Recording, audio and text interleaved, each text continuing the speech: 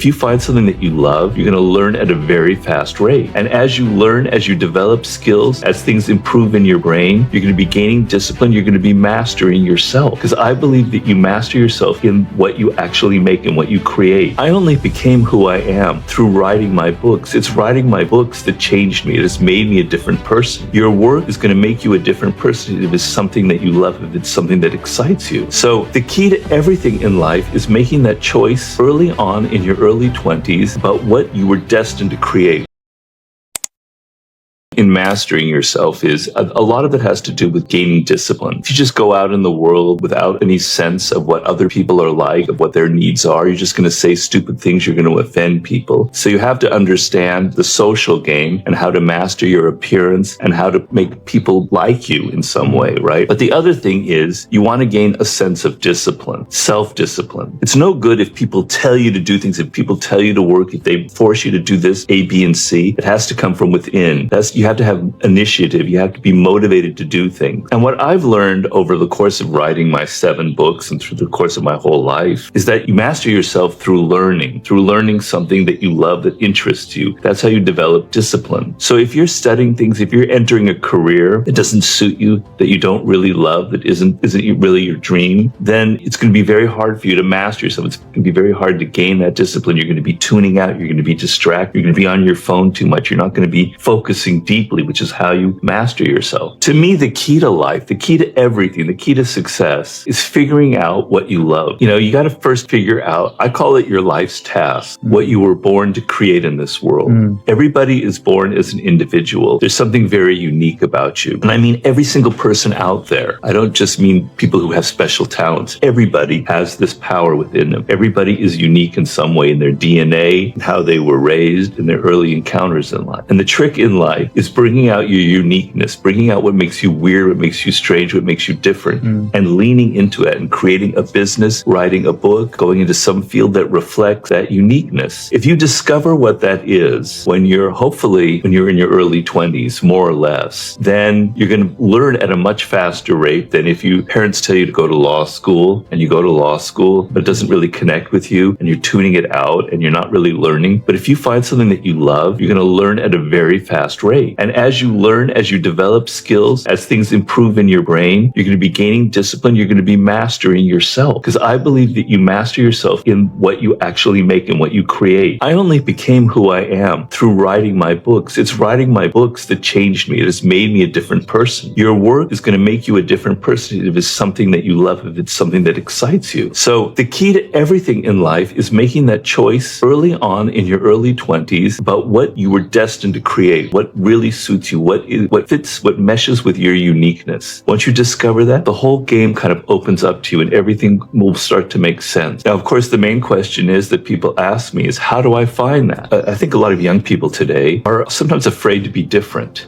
People like maybe dress differently and stuff, but truly being unique in your work, in your ideas, in your thinking, in what you love is something that a lot of people are afraid of. And if you look at anybody who's successful in music, for instance, they're all unique. There's nobody else like them. I mean, back in my day, I was a big David Bowie fan. There's nobody like David Bowie, right? These are people that understood their uniqueness. They weren't afraid of it. They embraced it and they used it. Okay, so that's extremely important. So the question is that I get asked a lot is, Robert, I don't know what my life's task is. I like A, B, C, D, E, F. I'm like at a supermarket and I can just choose all these different goodies and candies and things, but I can't figure out what's the one thing that I'm really made to create in this world. And the problem is, because it goes back to mastering yourself first, is you're impatient. People today, everybody who's young, I was like this when I was young, you're impatient. You want things right now. You want an answer. You want Robert Greene to tell you, this is what you were meant to do. This is how you find your life's task, A, B, C. I give you these clues and you're just going to find it like on an Easter egg hunt or something. It doesn't work like that. You have to be patient in this world. Figuring out who I am, figuring out what I love, figuring out what I was meant to do. It's going to take months. It could take years. You have to be patient. You have to be open and willing. It's an adventure. It's a journey that you're you're on. So I say, all right, let's just first start on that thing that I'm not going to give you an answer right away. You have to be patient. And then it's a matter of going into yourself and being introspective, which is an incredibly important skill to have in life, to be able to withdraw from the group, withdraw from your phone, withdraw from your friends, be alone, listen to yourself and write things down in a journal and go, these are my thoughts. These are what I like. This is what I love. This is what I hate. When I was 5 years old, I really, really loved this activity, this endeavor. And then I kind of lost track of that and I forgot about it. You're going to be going deeply, deeply, deeply into yourself, not listening to what all your friends are saying, not listening to what people on Instagram are saying, just yourself, your voice. You have a voice inside your head that speaks to you about what you love, but you're hearing all these other voices from other people. Get rid of all those voices and listen to yourself. And when you go through that, something will happen. A click will happen. You'll go, I actually am really attracted to science. I was forced to go in this other direction, but I'm really interested in this. I have a kind of a logical brain. This is what I was meant to do. It could be anything. I don't know what it is. And I tell people, often when you were very young, when you were 8 or 7, you actually knew it, but you lost it. And so it's a process. It's like a dig. We're digging in the ground and we're going back into your childhood and we're figuring out what it is that makes you unique and what you were meant to accomplish in life. I mean, the problem is nobody teaches this. Nobody gives it to you. When you go to school, when you're young, they force you to do algebra, math, sciences, English. Doesn't suit you. You get turned off by learning, right? Yep. And then that haunts you the rest of your life. But I can tell you, learning is actually the most exciting thing in the world. It's almost as exciting as sex. I know you don't believe that, but it is. Because in school, it's just like a buffet. You just have to learn all these different things. You're not focusing on that one thing that really excites you. And school isn't geared towards finding those things because people are stupid, because people are illogical, because our education system is a bureaucracy. It's an organization. It's the madness of groups. When groups build something, it's inevitably irrational and stupid. So our school system is completely ass backwards. If you're never encouraged to go in the direction that excites you, then for the rest of your life, you're going to be haunted by this feeling of, oh, learning is boring. Learning is tedious. I'd rather do a video game. I'd rather watch online porn. That's much more fun. Let me tell you a story here. My parents wanted me to be very successful. They were very ambitious, right? And they were kind of pushing me to go to law school, to medical school. And I was a literature person, right? I was just into books and learning and reading and novels, and I wanted to be a writer. And I wandered through life, my 20s. As I've told in many interviews, I had 50 different jobs. By the time I'm in my mid-30s, you could definitely say that Robert Greene was kind of a loser. I never made money, really good money. I went from job to job to job to job. I wasn't a complete failure, but I had not figured anything out. My parents were really getting worried about me because they didn't force me to do these things. And then I discovered what I love. I found writing these kinds of books that I wrote. I was never interested in money. I was interested in doing what I love. And now I've made more money than my father ever made in his entire life. I made more money than I've ever would have made if I had gone to law school or med school because I pursued what genuinely excited and fast. People are tricky. People are not easy. Learning a math problem or coding, that's kind of easy and simple and linear. People are not linear. People are weird. They're difficult. They never say what they really think about you. Robert, I love your book. It's wonderful, but really they're thinking, God, what a sellout. I don't really know. You never know what they're thinking. You never know what they're up to. It's tricky. It's deceptive. And it can drive you crazy. And if you enter the world 22, 23, they never teach you these things. And you enter the work world and it's all political and people have their egos and they're all trying to get this or that, or you can take it personally and get very upset and you can get emotional and it can ruin your life. So I want you to think of understanding people as a skill as necessary as learning business, as learning coding, as learning algorithms, learning anything in life. And the only way you're going to learn about people is by interacting with them. If you're too virtual, if you're doing everything on your phone, you're not interacting with people, you're not going out and meeting them, you're not being social, that skill will atrophy. It's like a muscle you have to develop. And so you have to get to this point where I want to understand people. I want to read them. I want to be able to know what's going on and not be so lost. So the first thing is to realize, to get down on your hands and knees and go, I don't understand people. They're mystery to me. They cause me problems. Now you can take the next step. And the next step is you have to observe people. And the problem that most of us face is, quite honestly, we're more interested in ourselves than we are in other people. I make the point in my book, Human Nature, Laws of Human Nature, that we are all self-centered. We are all narcissists to some extent. We want to hear about ourselves. We love it when people talk about us. Other people, we don't think they're as interesting as us, but actually, other people are much more interesting than you are. Your thoughts are going round and round in circles, the same boring ideas. People are weird. They're strange. They have different experiences than you. They come from different cultures. Feel feel like you want to get inside people, you want to understand their stories, you're interested in them, and then use your imagination, and then be very attentive to people's nonverbal cues. But the most important thing about understanding human nature is that appearances don't matter. People create the appearance that they want you to see. So don't take the appearance people present to you at face value.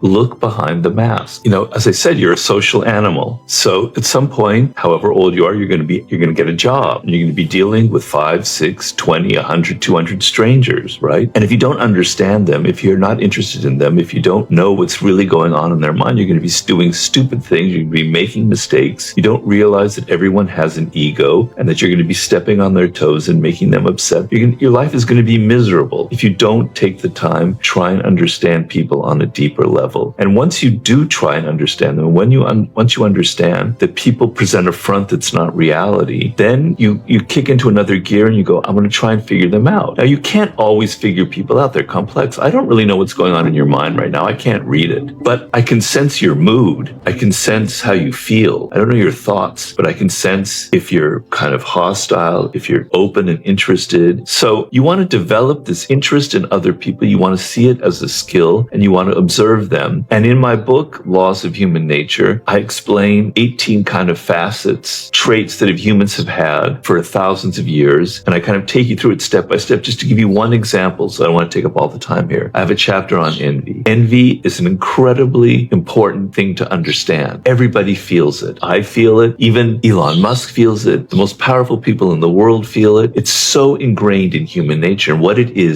we're constantly comparing ourselves to other people. That's how our brains work. Our brains work by comparing things. So if I'm on social media and I see people are traveling to Tahiti, they've got these wonderful families, they're married to this beautiful woman, I'm feeling envy, damn it. Even I'll feel envy, right? I feel it. Ryan Holiday, Yeah. my former mentee, he's far more successful than I am. I can feel envy for Ryan, We're all prone to it. And I want to show you where it comes from, how you feel it, how you can overcome that feeling and turn it into something productive. So understanding human nature is also about understanding and identifying toxic people before you let them into your life and they ruin you. One of the things I talk in the book about how to use your envy is, if there are people who have things that you wish you had but don't have, then use that as a spur, as something to stimulate you to get what they have, become successful. One aspect of envy is this thing called schadenfreude, which means we feel joy when other people have a bad experience. It's an ugly emotion, but a lot of people have it. I'm sure I've had it. The other side of that, the opposite of schadenfreude would be, I'm using German words, so excuse me, please, but Mitfreude, which means having pleasure with other people. So when other people have success, feel joy about them. Yeah. Force yourself to feel good about them. Force yourself to say, that's great, I'm so happy for you. You won't realize how wonderful that feeling is because it's not natural. It's not natural if your friends suddenly sell something great. Your first instinct is, well, why not me? Yeah. Instead,